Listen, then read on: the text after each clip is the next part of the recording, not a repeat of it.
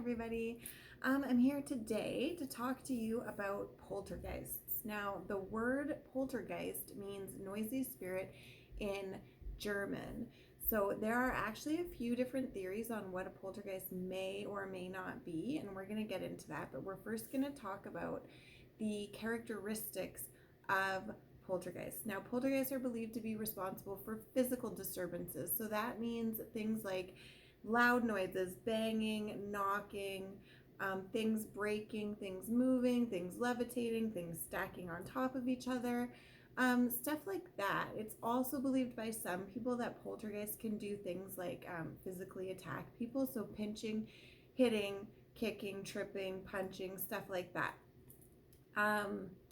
Now, poltergeists are generally described as haunting or attacking like one specific person. So all of the activity would revolve around one person, which is kind of interesting, and it's kind of different from a lot of other activity that you see. This isn't something that's attached to a family or a location or an object. This is a person attached or something attached to one specific person, which is like I find really interesting.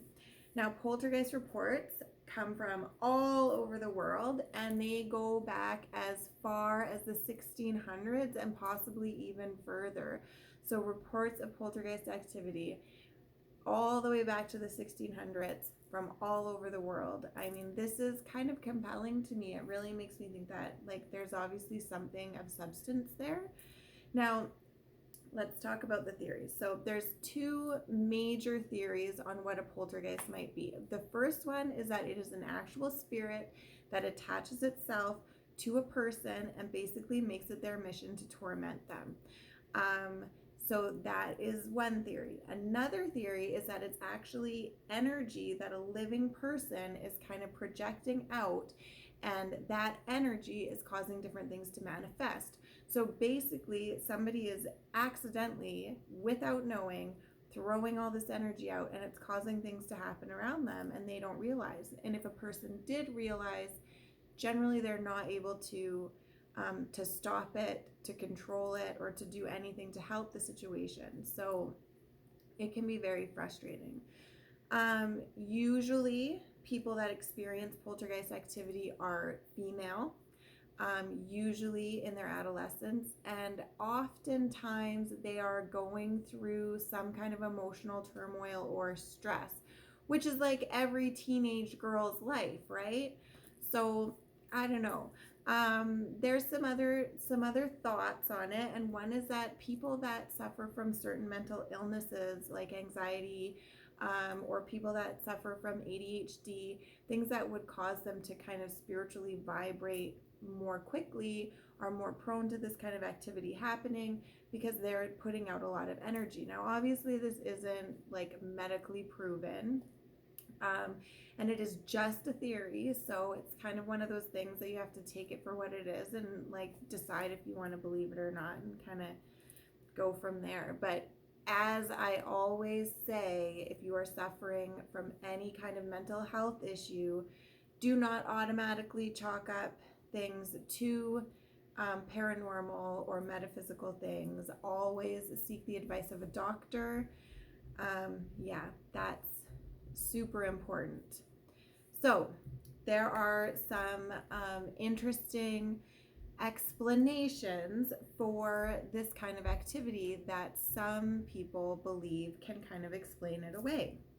Now, one of them is obviously that these young girls that are experiencing poltergeist activity are just completely making it up. They're playing pranks, they're doing tricks, they're making this happen so that they can get attention, so that people will kind of fawn over them for sympathy, things like this. Now, because it's teenage girls, people are more quickly able to kind of dismiss what's going on or what they're saying, and so that makes it kind of difficult. So as paranormal investigators, we have to take into account that just because it's a teenage girl doesn't necessarily mean that they're making something up. Like, you have to look at all of the different angles. Another thing that some investigators and scientists and doctors believe is that people exaggerate, and sometimes on purpose and sometimes not. So the glass is on the edge of the counter and it falls off and breaks on the floor. Now, somebody might tell that story and say the glass flew across the counter and smashed all over the floor. And possibly they didn't know where on the counter the glass was and they didn't realize that it was near the edge, or possibly they knew it was, but they wanted to make their story sound more interesting.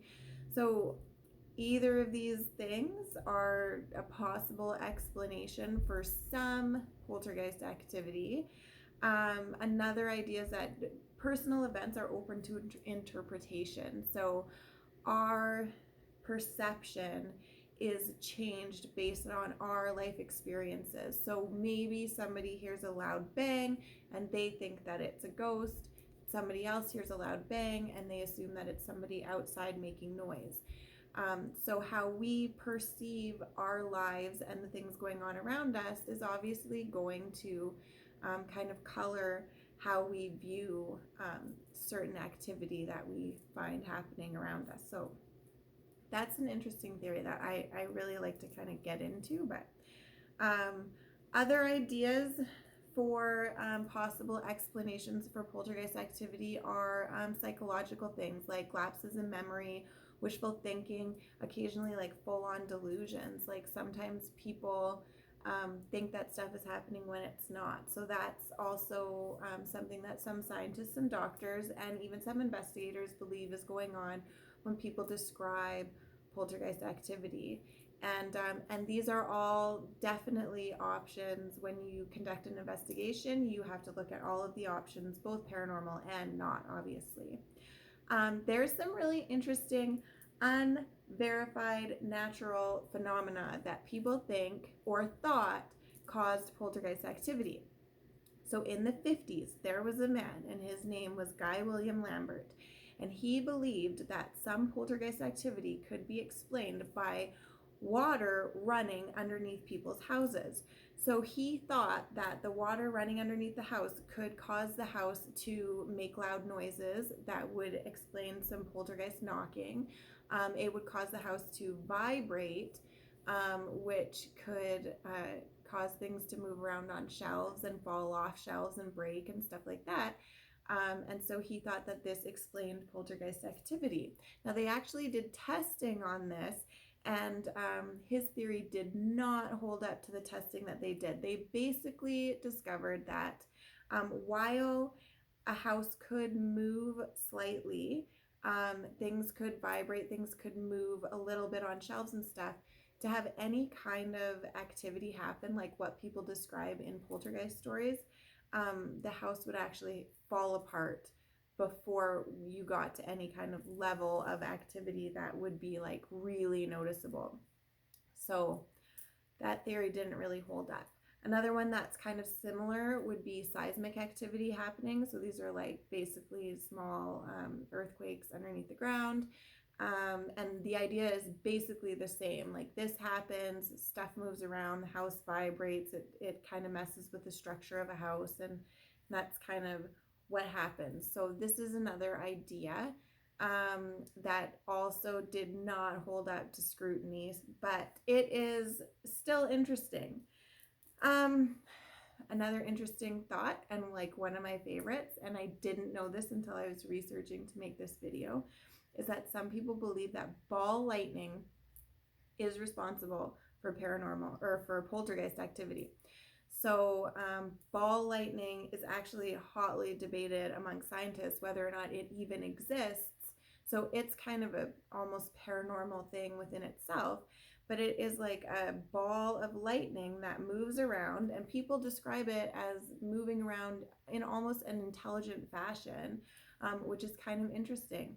But it has gone through, people describe it having gone through their window and kind of smashing everything and breaking stuff and causing all sorts of chaos in people's houses. So this was a theory for what might explain some poltergeist activity. Ball lightning is believed to kind of come and go very quickly. And so if people were not in the room and it came in through a window and smashed a bunch of stuff, and then it was gone, and they entered the room and they saw the mess but nothing to explain it, they may believe that it was a poltergeist that did it. So it's an interesting theory for sure, and one that I found really fascinating. And ball lightning is something that I'm like for sure gonna look into more now. But yeah, so that's some of the information about poltergeist activity. Now, I normally like to kind of give the information and let you believe for yourself, but as I've stated multiple times in like interviews and in other videos and stuff, I do personally believe that poltergeist activity is caused by living people that are kind of throwing their energy out there. That's been my personal experiences with it, and all of the research that I have done kind of lines up with that. So that's my thought on it. But there's two theories, and so we're gonna present them both, and everybody can just kind of believe what they want, and we'll go from there. But that is what I have on poltergeist activity for today. If you have any questions or cool poltergeist stories, I definitely want to hear them. Otherwise, I will be back on another day with another video about something totally different. Okay, thanks guys. Bye.